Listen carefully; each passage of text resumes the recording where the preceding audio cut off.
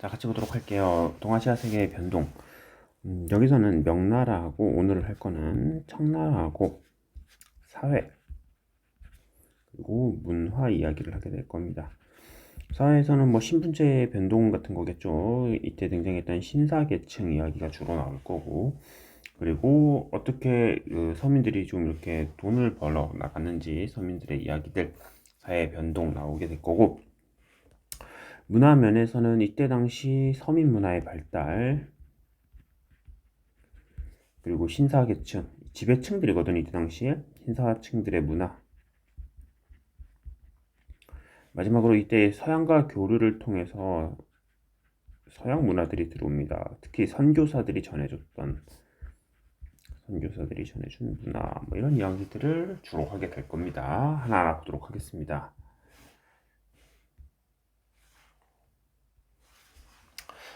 명대의 지배층 신사. 성립하게 된 배경은 학교와 과거제의 결합입니다. 송나라 이래로 이제 중국에서 성리학이 되게 강조가 됐었죠. 그 전부터도 유학은 되게 강조가 돼 있었고, 그 학교에서도 이렇게 유학 공부를 계속 시켰고, 그리고 과거제에서 보는 시험이 성리학이야. 유학이야. 유학 시험을 봅니다. 그래서 거기에 합격을 하는데 문제는 과거 시험이 너무 난이도가 높은 겁니다. 과거 시험의 난이도가 엄청나게 높았지. 그리고 과거 시험이 뭐 한 번 시험 봐서 끝나는 게 아닙니다. 이렇게 지방에서 시험 보는 단계가 있고, 지방에서 이렇게 속과를 보고, 그리고 또 서울에 올라가서 제대로 된 시험을 봐.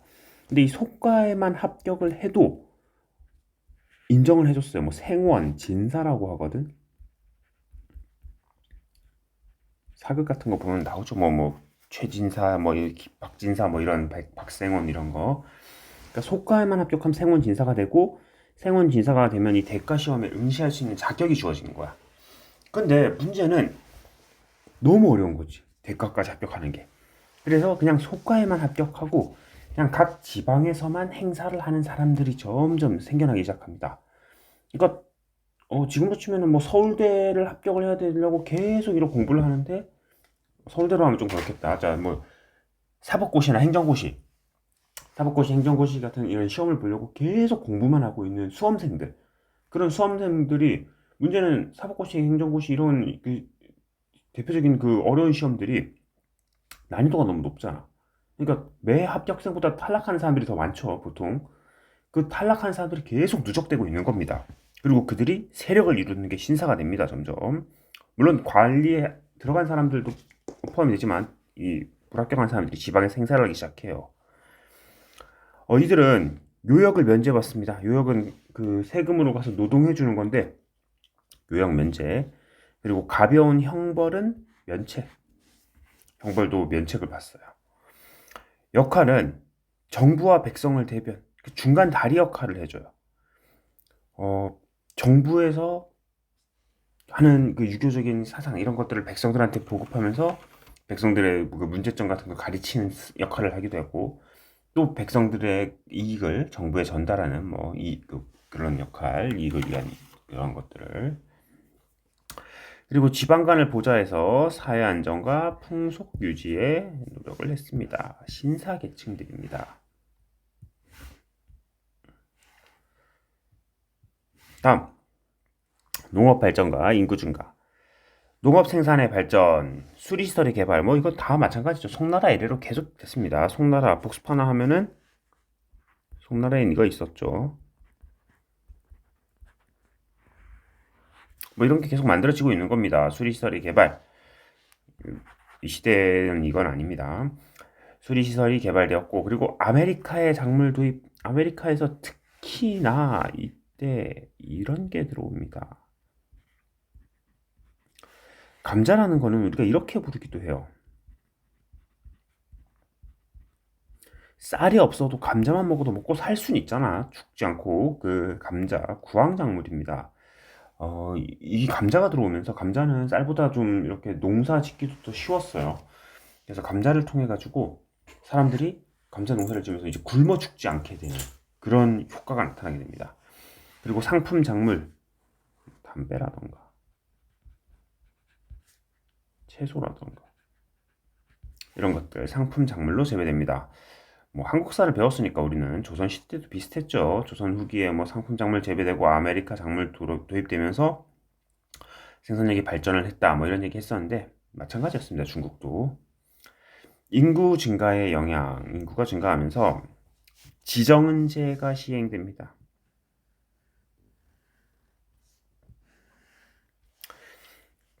지정은제는 앞에서 우리 명나라 때는 장거정이 이야기했던 일조편법이었는데 지정은제는 이건 청나라예요. 일조편법은 뭐였어? 장거정이 했던 거. 모든 잡다한 세금들을 두 개로 지세와 정세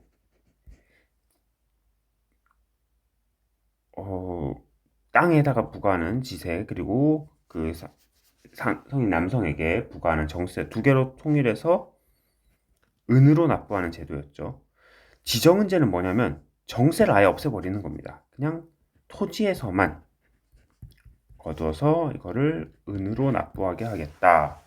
왜냐? 인구가 이제 많으니까 뭐 토지에 뭐 이렇게 해서 하겠다는 거죠. 굳이 그 인구까지 안 하겠다.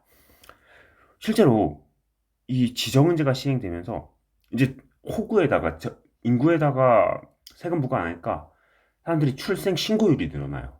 그동안은 막 숨겼는데 세금 내기 싫어가지고 출생 신고율이 늘어났다고 합니다. 그래서 인구가 또 많이 증가했다고도 해요. 지세, 토지에만 세금을 부과해서 은으로 납부했다. 그리고 인구가 늘어나면서 사람들이 이주를 많이 하게 돼. 이주를 많이 하게 돼서 다른 지역으로 가니까 토착민과 이주민의 갈등이 일어납니다. 우리나라도 뭐 이런 문제가 있다고 해요. 여기 제주도에 원래 살던 사람들이 있는데 육지에서 이렇게 넘어가는 사람들이 많잖아. 특히 연예인들이 요즘 많이 가고 이러면서 그러면서 뭐 갈등도 좀 있다고 합니다. 화교 사회 형성, 화교라는 거는 중국 사람들이 이제 해외 진출해서 거기서 사는 건데 지금도 화교들 많죠. 특히나 이 동남아시아 쪽으로 진출을 많이 해서 외국에서 화교 사회, 중국인들에게 사회가 형성되기도 하였습니다. 인구가 증가하니까 중국을 떠나는 거겠죠. 상공업리 국조의 교역의 발전, 경제 중심의 문화. 자, 양쯔강 하류에서 기존에는 양쯔강 하류가 쌀을 많이 생산했는데 이제는 거기는 수공업 지역으로 바뀌어갑니다. 점점. 양쯔강 하류는 수공업 지역으로 점점 변화하고 양쯔강 중상류에서 창장강 중상류에서 새로운 곡창지대로 각광을 받게 되었습니다. 그리고 대상인들이 등장을 해요. 거대한 규모의 상인들 등장. 대도시와 시진이 발달했다. 이때 등장한 상인들이 산시상인과 후이저우 상인이에요. 산시상인, 후이저우 상인. 명칭도 기억합니다. 명청시대에 등장한 대상인들의 이름. 산시상인, 후이저우 상인.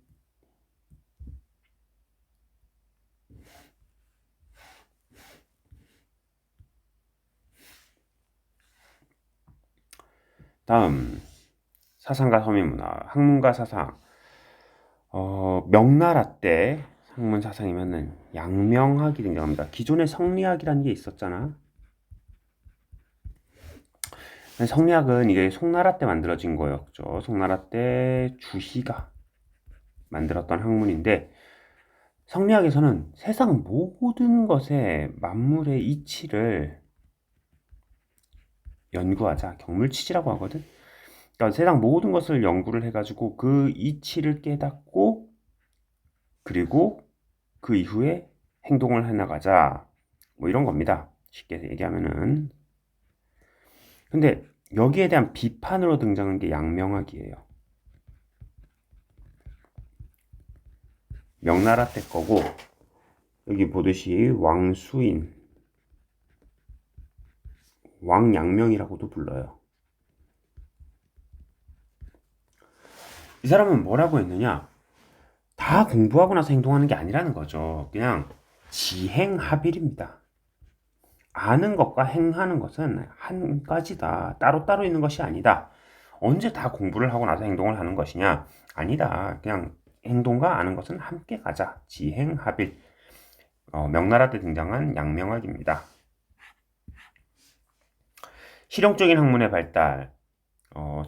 책들 이름 이건 다 기억을 해야 됩니다. 본초강목, 천공괴물, 농정전서 이런 서책들이 편찬이 되면서 실용적인 학문이 발달을 하였습니다. 다음 청나라 때 황종이, 고현무 같은 사람들이 전제 군주제를 비판해요. 그리고 경세학풍, 실용적인 학풍. 그래서 이걸 경세치용이라고 하거든. 실용적인 학풍입니다. 세상을 다스리는데 이용을 하겠다는 거지. 공부만 열심히 하는 것이 아니라 그 학문을 가지고 세상을, 국가를 통치하는데 이용을 하겠다. 경세치용.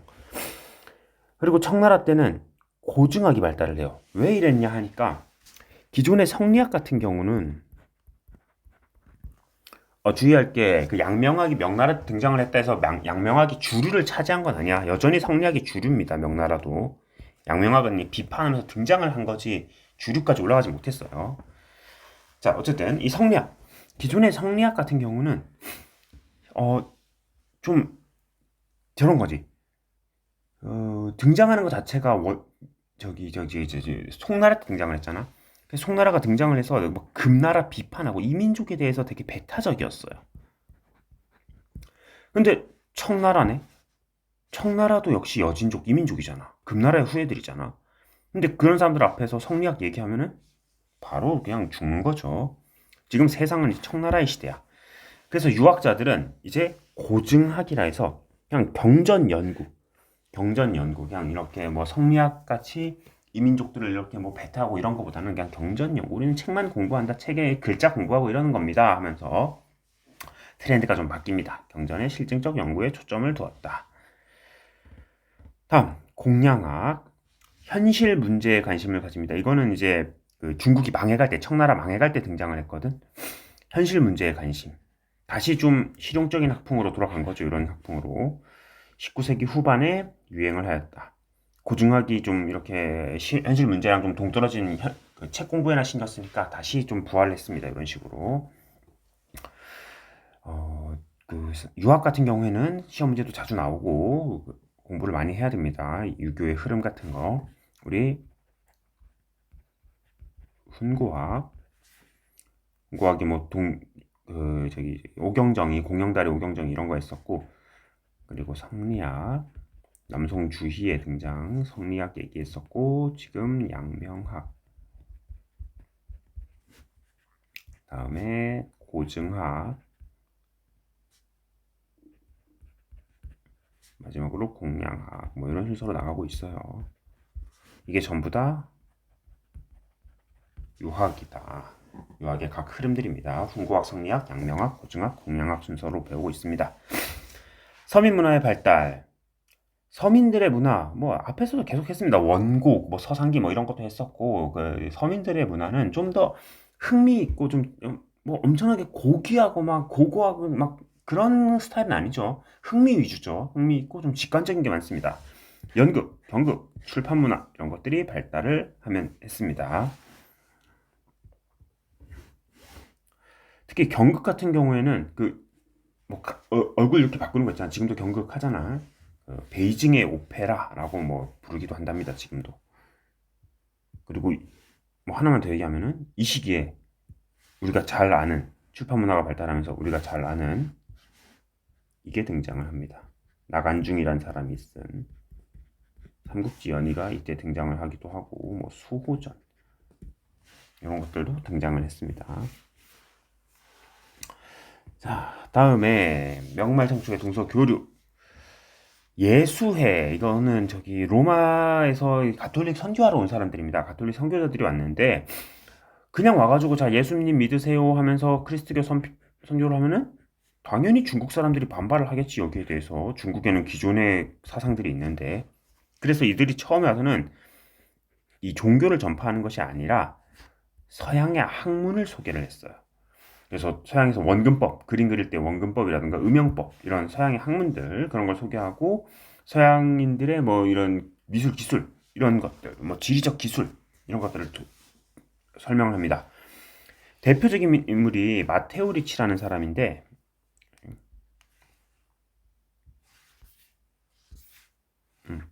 마테오 리치라는 사람인데 이 사람은 되게 머리가 좋았나 봐요. 중국에 와서 바로 오자마자 뭐 서양 학문 종교를 전파하고 한 게 아니라 와서 공부를 했대요. 한자를.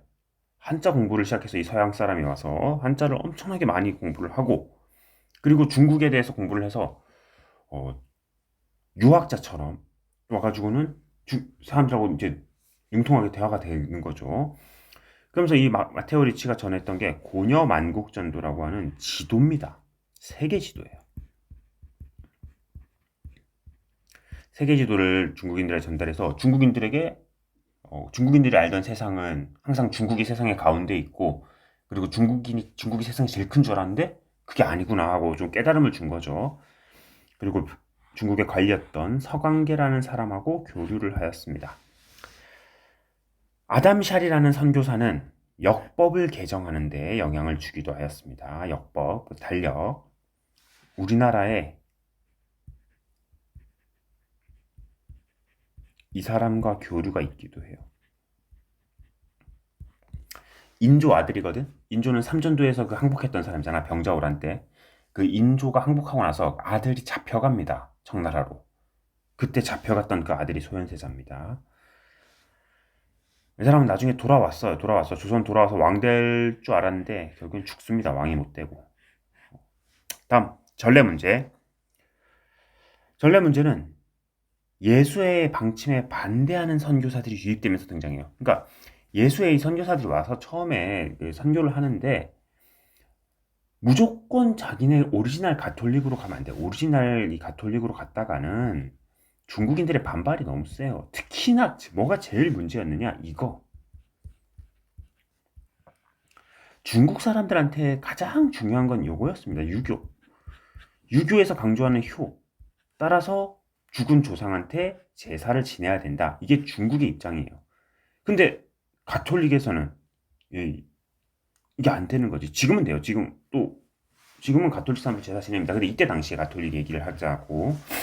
이때 당시에는 어떻게 죽은 사람한테 제사를 지내냐. 하나님이나 예수님 외에는 절을 하고 그래서 하는 건 우상숭배다. 그렇게 얘기를 하는 겁니다. 예수에는 이거를 타협을 봤어요. 타협하고 중국에 우리가 전례를 하려면 중국의 문화를 이해를 해야 된다 해가지고 제사 지내는 게 인정이 됐었습니다. 근데 그 다음에 들어온 선교사들은 어떻게 저거를 인정을 해주냐. 오리지널이 아니다. 저거는 잘못된 거다. 이단이다. 이러면서 예수의 방침에 반대를 해요. 그렇게 되자 청나라 정부가 화가 난 거야. 이 얘기를 듣고. 그래서 그래? 그럼 우리나라에서 아예 가톨릭 전파하는 거 금지. 전부 다 금지. 너희 다 나가. 결국 선교사들이 쫓겨나고 서양과 문화 교류가 중단됩니다. 이 사람들은 오리지널 기독교를 전파하고 싶었지만 결국에는 그들이 추방당하게 됩니다. 중국 내에서. 자, 명청대의 산업. 이제 창장강 이남 쪽에서, 창장강 남부에서는 이런 수공업이 발달을 했고, 그리고 점점 중상류로 올라가면서 농업 생산력이 발달을 하는 게 보입니다. 출판 문화. 명청대의 목판 인쇄술이 발달하면서 출판 문화가 황금기를 맞이했습니다. 그래서 민간에서 과거 수험서와 농업, 상업, 기술 관련 실용서가 뭐 이런 게 개발이 됐다. 그리고 이거 조금 이따가 할 건데 황금기를 맞이한 출판 문화는 관료의 꿈을 줬고 제야학자에게 일거리를 제공해 줬다. 제야학자들은 사고전서라는 국가의 편찬 사업에 참가합니다. 이거 청나라 때에 만들어진 건데 청나라가 여진족이잖아. 그래서 얘네들이 지배를 하는데 자기들의 그 지적 수준을 보여주면서 중국의 그 유교 관료들을 눌러버린 거죠. 전국에 있는 모든 그런 수험서들, 이런 유교 책들을 모아가지고 완전 대백과사전을 만들어낸 겁니다. 유학과 관련된. 그래서 그들의 그 문화적인 능력과 이런 걸 보여주고 이거는 당대 출판 문화의 발달과도 연관이 깊습니다. 자, 전래 문제. 제사는 미신이므로 그리스도교는 참석해서는 안 된다. 이게 문제였던 거죠. 그래서 옹정제라는 황제가 화가 나버렸어요. 그래서 이들을 전부 다 쫓아낸다. 이런 이야기가 나옵니다. 자, 됐습니다. 내용이 좀 길었네요. 책을 보도록 합시다.